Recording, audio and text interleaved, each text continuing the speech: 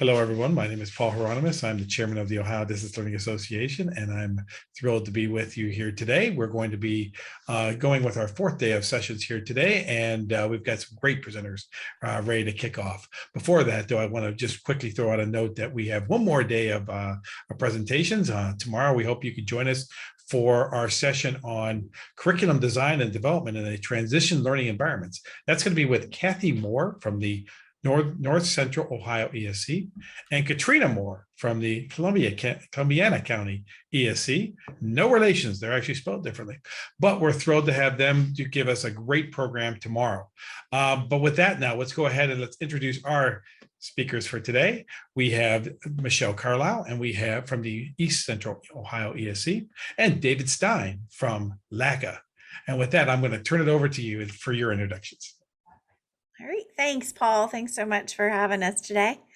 I am Michelle Carlisle. I am the coordinator of distance education here at the East Central Ohio Educational Service Center.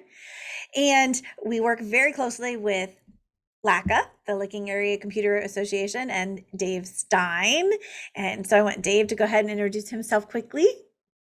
Thank you, Michelle. I am Dave Stein, Video Services Manager at LACA for many years, and a great friend of Michelle and her ESC. We worked very well together. Thanks, Dave. I appreciate it. Well, today's session is titled, Where Does Zoom Fit in Your Go Forward Strategy? And I titled it that, and we titled it that for a lot of reasons, both in my personal and in our personal conversations. And here at the Educational Service Center, we've heard a lot of, can't we get back to? When are we getting back to? What? Let's get back to what it was. And I've been pushing back, and I would advocate for, what are we doing to go forward? Where does Zoom fit in go forward planning? And we've got a lot of ways in which Zoom can do that for you and for your classrooms. And with that, I just want to share some of the ways that we utilize Zoom here at the Educational Service Center. I've actually used Zoom for about 4.5 years, far longer than before Zoom was cool. Zoom for us here at the Educational Service Center started when I had a classroom teacher teaching American Sign Language out of her home, where most of my teachers teach. And she had traditional video conferencing equipment there, and we were having a lot of trouble with it. And I needed more support than I was able to get, and I was not supporting her in the best manner. And I found this, at the time, free web-based Zoom trial. Like, well, see what happens. I've never used web-based video conferencing successfully. I'm delivering video conferencing every day. I need high-end equipment. I want this to be the most stellar learning application. We put Zoom on our laptop. We tried it, and it took me 2 class periods, not even 2 days. It took me 2 class periods to realize Zoom was my ticket, and Zoom freed me from business class internet in my homes, being tied to a very, very specific, expensive, and difficult to manage piece of video conferencing equipment. And it allowed me so much more flexibility within how we were delivering classes that Zoom quickly became my go-to distance learning delivery method for all of my teaching staff, even before the state negotiated and now delivers for us a K-12 Zoom platform. So we use Zoom daily to deliver world language classes. We share teaching staff through Zoom to school districts. We provide English language coaching, English language student support, and we offer other classes that otherwise might not be available within your course selection. The Educational Service Center is the employer of high quality world language instructors, and we link districts to and from each other when necessary to find classroom teachers of a specialty in order to bring that class to your high school. You might have a teacher who retired and couldn't find a replacement for that subject area, or you might have more students enrolled in a class than what you have teaching staff for. And we can share teaching resources in that way. Bringing world languages to your classrooms through Zoom, through video conferencing, may allow you to build capacity for that language before you invest in the full-time teacher yourself, among other ways. That's one of the ways that we're using Zoom.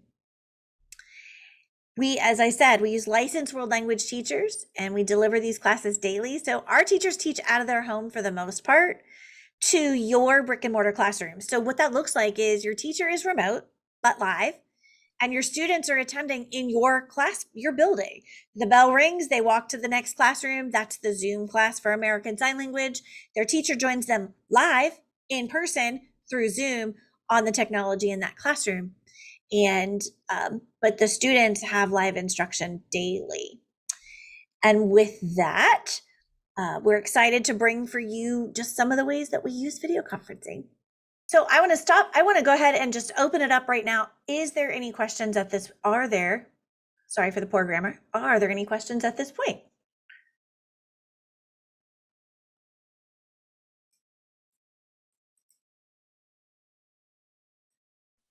No questions? Well, If you do have any questions during the program, please go ahead and put them into the chat.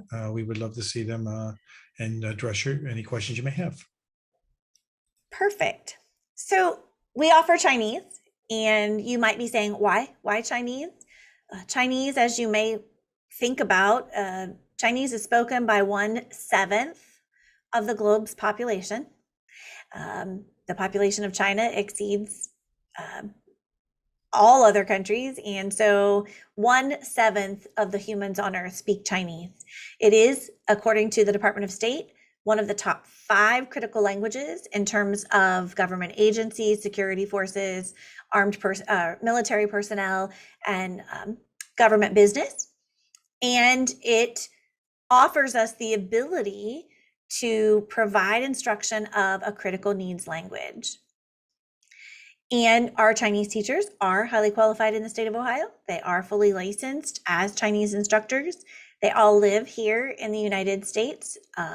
When travel is allowed, we do bring in visiting teachers from China for the year, and I do sponsor those instructors, and we fully support those. But the Chinese program in particular, I've been afforded an ongoing grant for our Chinese language learning. So in addition to daily language instruction of Chinese, our Chinese students receive an incredible amount of additional opportunities. When we're allowed to travel, we do a national Chinese language competition. We've taken students to a hosted competition in Utah, a hosted competition in Las Vegas, and a hosted competition in Houston. Our next competition should be in Fort Lauderdale. Should we get to travel this fall, it would be the partner in Fort Lauderdale's turn to host those competitions. We bring in performing arts events, we bring in guest speakers, we bring in guest lecturers, and the ability to bring in additional supplies and materials. One of the pillars of our Chinese language program is the fact that, again, when we're able to travel, there is a 2-week intensive summer opportunity each year in China for our students to continue to grow and expand their Chinese language learning, as well as that embedded culture.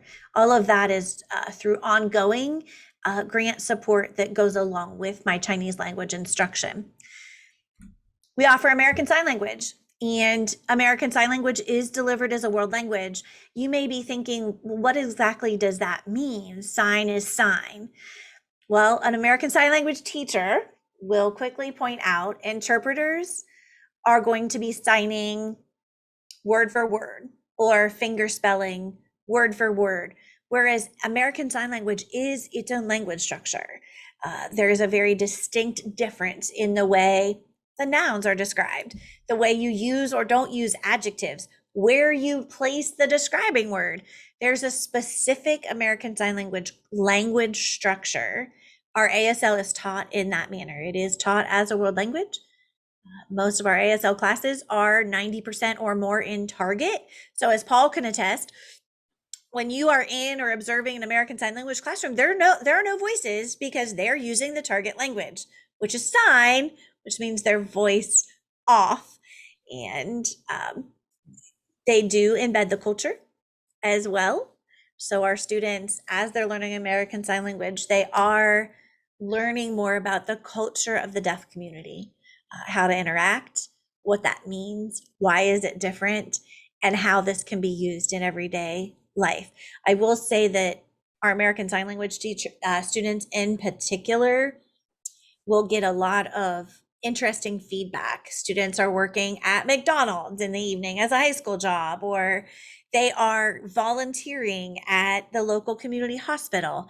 And all of a sudden, the students realize how often their sign skills are able to be used in the community, out in, daily life, probably a little more quickly than some other languages. And they're very excited once they're able to realize how this language can connect them. I'm going to go back. I don't have a slide for English language. Most districts across the state of Ohio have a large enough population of speakers of another language where you probably have someone inside your district who is that English language instructor, the person providing English instruction to all of the students whose first language isn't English. Here in rural Ohio, however, it's likely that only one or two students a year will come to our school districts not speaking English as their first language. So it's a staffing struggle, and it's a struggle to the district to support those students when they arrive in the manner in which we should be doing and which we're required by law to do.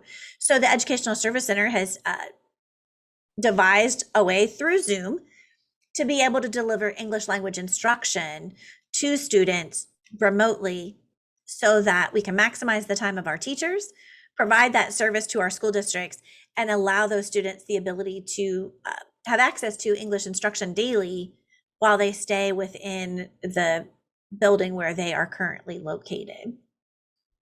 And that English language teacher is actually our Spanish teacher currently also. So we do offer Spanish through video conferencing, and we expect to hire an additional Spanish teacher who's able to do English language in the spring as well, because our classes and course loads are growing. Paul, are there questions at this point? There are not. All right. So I want to let you know what this looks like. How do you make a world language class or any class work effectively when you are in your brick and mortar building? You expect your students to stay in the brick and mortar building. What does it look like? What we recommend, historically, we recommended video conferencing equipment like a Polycom or a Cisco, or those name brand video conferencing codecs that were specific to video conferencing. What we've learned is there are some amazing room conferencing cameras and microphones that ride on top of any PC in that classroom, or a Mac if you're a Mac district. We actually here at the ESC are using ViewSonic almost exclusively in our classrooms in districts that we serve. So those 55-inch ViewSonics with a slot-in PC on the back, that's the teaching device for every class all day, every day. And whenever a district wants to add a video conferencing class or the ability to Zoom, we're recommending a room-based camera and a room-based microphone. It might be a Neat. It might be a Logitech Meetup. It might be a Huddle. It might be a Poly Studio USB. There are many, many, many brands out there, but what we strongly recommend is that the camera has the room square footage size allocated to it, that the microphone embedded in that camera is capable of audio quality sound that allows your students to speak in a normal voice and still be clearly understood by the remote teacher and instructor. And of course, whatever you put that camera and microphone on, that the speaker system back to your students is room or conference room size quality. So ideally, it's knowing the space that you'd want this to happen in, finding a camera and microphone that meets those specifications to that square footage of that room, testing that camera out in a live Zoom session, whether it's you, whether it's a teacher down the hall. Test it, make sure it's a high quality video and audio experience for your students, and then use the technology that you have in your classroom space in order to be able to do that. Now, do you need a Zoom license for you to receive a class? No. Is it helpful? Yes.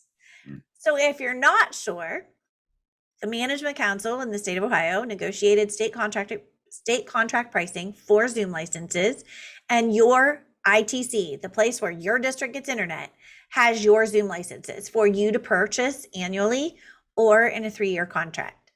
So if you're not sure how to get a Zoom license, you need to talk to your ITC. And I want to go ahead at this point and let Dave talk just a minute about the Zoom licensing process as it relates to ITC. Obviously, LACA has their own customers, but LACA is an ITC who is selling the Zoom licenses to each of its districts. So he's able to just kind of inject what that looks like for each of your districts, for your teachers, in adding Zoom as a go-forward strategy for each of your instructional practices. We do. Thanks, Michelle. And it's really great. The program that we have, it is such a discount. It's almost unbelievable. I believe that the typical monthly subscription for Zoom Pro is $14.99 a month. And we, through the Management Council, the OECN, are selling Zoom through the ITCs at $10 per year, not per month, for each Zoom Pro license. And it's $20 for 3 years through June of 2024. So as Michelle said, your school district can contact their local ITC and easily get licenses. The ITCs manage the accounts. At LACA, we have, I believe about 3,500 individual Zoom Pro accounts. Most of our school districts purchase Zoom through us. So it's very, very simple to do. And some of our schools also take part in Zoom Webinar, which is, it's a different version of Zoom in which you don't, not all of the participants are viewable as they are on our Zoom call, but it's a way to reach more people. So we have that access for you. Thanks, Dave. And like I said, if you aren't sure, your own ITC can tell you what your Zoom licensure requirements are, what the purchasing looks like, and how to get that for you or your teachers in your building. And again, in terms of our delivery of world languages, we contain the Zoom licenses for our teaching staff. A student or classroom of students can join those calls daily with the join code. When we look at Zoom as the go-forward strategy, Zoom isn't only available for world language delivery or daily class instruction. There are specialists, there are content providers, specialists all over the globe that have used video conferencing for years to be able to reach more students when they share what their agency, museum, learning space is most adept at teaching. And we call those content providers or content specialists. I'm talking things like authors, motivational speakers, museum curators, museum specialists, musicians. There are content providers literally around the globe. Today, right now, I have classrooms in my supported school buildings that are connecting to the Cleveland Museum of Natural History. Later this afternoon, I have a school district tomorrow connecting with a museum I have not yet seen. They're learning all about Komodo dragons, using the Komodo dragons that they have on campus to be able to teach students about that animal. There is, for instance, the Marine Moat Museum, the Marine Moat Lab in Florida. They are one of the largest manatee rescue organizations in the United States, and they offer live interactive video conferencing. You and your students can reach these content specialists using Zoom. And you don't have to have the special technology. You simply reach out for us, for Dave's districts and for my districts. You reach out to me. I help you find that content provider specialist in that area, and then I schedule that for you. And the day of the Zoom class that you've picked, you get a Zoom link, you click on the Zoom link, and that specialist is coming into your classroom at the time that you would like them to meet with your students to provide expertise in a field that you can't teach yourself, not because you don't know a lot about it, but because you're not the specialist in that field. One of the ways we find content providers to bring to your classrooms is through Ohio Distance Learning Association, of which we are all members and board members of. But it's a state chapter of a national video conferencing support agency. And through that, we actually use a national video conferencing database called CILC to find special programs for you and for your students for a myriad of content provider topics in preschool through grades 12. We have students connecting and participating in live surgeries through our video conferencing connections. That can be done through Zoom. So as you think about using Zoom for your go forward strategy, what are ways to connect specialists to the content you're required to teach or would like to teach in your annual units of instruction? And how can video conferencing be a part of that? Let us help you. If you don't have someone to help you find content specialists, reach out to one of us. We would be happy to connect you with some of the most stellar content providers in the United States right here in Ohio. Pro Football Hall of Fame. The Pro Football Hall of Fame offers free content sessions over careers in the NFL, what it takes to work in the NFL, what kinds of jobs are available in the NFL. And of course, when they have the opportunity, there's the opportunity to engage with enshrinees as well as, and that's just one of the strong content providers here in Ohio. And we are connected through a vast amount of content providers throughout the United States. Another way to think of Zoom in your go forward strategy is to recapture your calamity days.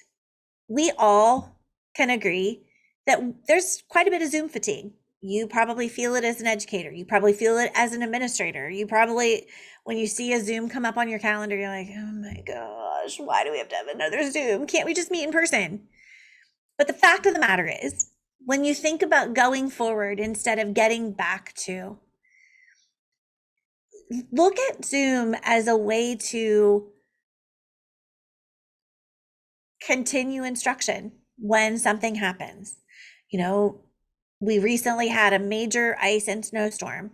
One of our local districts, who happens to be very rural, and by rural, the data is in this particular school district, they are 70% free reduced lunch, but 24% of the students have no access to internet in their home. Not can't afford it, can't get it installed. It's not available in that area because of the rurality. So those are the obstacles that many of our districts face, but it is this particular district, this newest example that I have, they kept their Zoom licenses for their teachers at the end of remote instruction, just in case. They are not, as a rule, using Zoom in their classroom daily. They're back in person with their students where the teachers want to be. However, a lot of those teachers have realized that using, in their case, Google Classroom is something they kept using even when they brought their students back in person, because a lot of those teachers really realized, there were less papers being lost. There were less assignments being left in lockers. There was more time focused on instructing because there was less time being shared, or less time being spent sharing materials, resources, and student things. They could keep them in the Google Classroom and the students have access to them because they already have Chromebooks.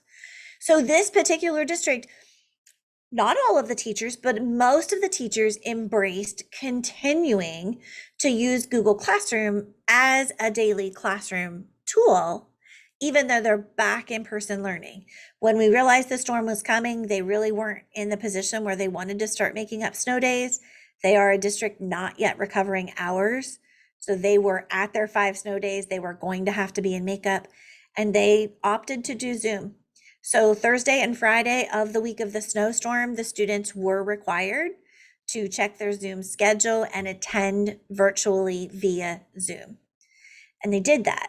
And what the teachers did, depending on the grade band and their building principal. So for example, the primary building, they didn't Zoom from 7:42 when the bell rings to 2:40 when they get on the bus. That is not what they asked their teachers to do in the primary building. They picked an ELA band, they picked a math band, they picked a science social studies band, which for them was more community based. And during each of those bands of time, each classroom teacher was responsible to Zoom with their students. So the students were not on their device Zooming for 7 hours that day, but they were connected, live instruction with their classroom teacher in the content area in a manner in which they were able to capture that day as an attended day. From a Zoom management standpoint, it is a small district. I jumped on just to make sure things were going well. And at 10:30 that Thursday morning, they had 53 teachers in Zoom meetings, and every teacher in a Zoom meeting had students in their sessions. So from K to 12, their students were engaged, their students were jumping on, the teachers were teaching, and everyone can agree you may lose a little bit from teaching via Zoom for a day versus teaching in your brick and mortar classroom for a day, but learning took place. Students were engaged. Students were interacting with each other and their instructor. And though that district didn't lose an academic day because they were able to use Zoom as part of their go forward strategy in recouping, regaining, and not using all of their calamity days. We hope to continue to grow that process. We hope to continue to provide some best practices from what they're learning to help some of our other school districts look at that from a practical standpoint and try to engage that if it fits their district, their community, and their parents as well. And with that, I'm at the end of what I prepared for you. It's really hard whenever we're not sure how many people are in the audience to be able to engage with us, to be able to ask questions of us, and to be able to kind of drive the question to meet specifically what you need. So I'm going to open it back up to see if anyone has questions, and then I'm going to let Dave and Paul chime in if they have anything they'd like to add.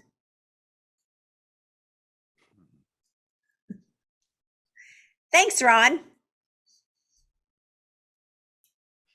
Thanks, Ron. And one thing we also want to help promote also is that we were lucky enough to receive a remote Edx grant. And through that grant, that gives us the ability to have our participating content providers who are offering virtual field trips and events to our schools to pay for those programs. I'm going to go ahead and just kind of give you a couple of quick snapshots of what that is. And 1 second here to share my screen. So on here, we do have our remote learning grant. And if you go to our website, you'll be able to see an area of just a little blurb about that grant and a learn more option. And that's where you actually get into the page about the grant. Here you'll see a list of all the participating members, and you can see there's some real players here. East Central ESC, for example, as well as Great Lakes Science Center and Cleveland Museum of Natural History Museum. All kinds of great opportunities available for your classroom teachers, and they're all listed down below of the programs that are available. Once you have found a program that you'd like to be interested in, there is a small application process, and that application process allows us to be able to get that scheduled. If you're an Ohio school, you will be qualified for it, but we do have a limited amount of money per content provider. So the form really just helps us to be able to manage that, make sure we have the money available still for that provider, and then you'll be told yes or no on whether or not that program will go through. But there is a small little form on the top of this page that allows you to be able to fill it out and go, so here's just a quick snapshot of what that looks like for our list of programs. And then there's a link to that form. Once you complete that form, you'll be then notified by someone from SOITA, who is a manager or financial manager of that program. And you'll be able to get your program free for your teachers and be a hero to your school. So just a quick little piece there I wanted to share. David, anything else you wanted to share? I don't, and just really appreciate Michelle and our working relationship, and you, Paul, as well. I'm We're all so a team and we enjoy it. Go ahead, we Michelle. really are. No, I'm sorry, Paul. I'm so glad you mentioned the grant. The remote Edx grant has been such a boost to Ohio content, and our own districts are using it. It's bringing content back to the classroom. It's re-engaging classroom teachers who forget quite honestly, that there are content specialists out there. So it's an exciting time. And I do want to mention, I know we've talked about it just a little bit, specifically, consider joining the Ohio Distance Learning Association as an associate member. You get email updates. You have access to the website. We send out and share information both from a state level and from a national level about upcoming video conferencing opportunities and distance learning education, opportunities, best practices, things that you can utilize in your school district, in your classroom. And with that, I'm going to share my contact information. Again, I'm Michelle Carlisle. My phone number and my email are here. You're welcome to reach out to me at any time. Dave Stein at LACA. His phone number and his email are there. And we look forward to helping you add Zoom, re-engage Zoom in your go forward strategy, whether that's content specialists, daily instruction in your own district, or providing language special classes or other classes that you might need to bring to your students through retiring or leaving teachers, or, greater student enrollment, less teaching staff, whatever that might be. Contact one of us and let us help you connect classrooms to each other through this tool as well. And with that, I don't have anything else. I'm sorry it wasn't an hour, guys. Nope, we're going to go ahead and we're going to wrap this up. And Ron, again, thank you for joining us, and anybody who's watching this as well.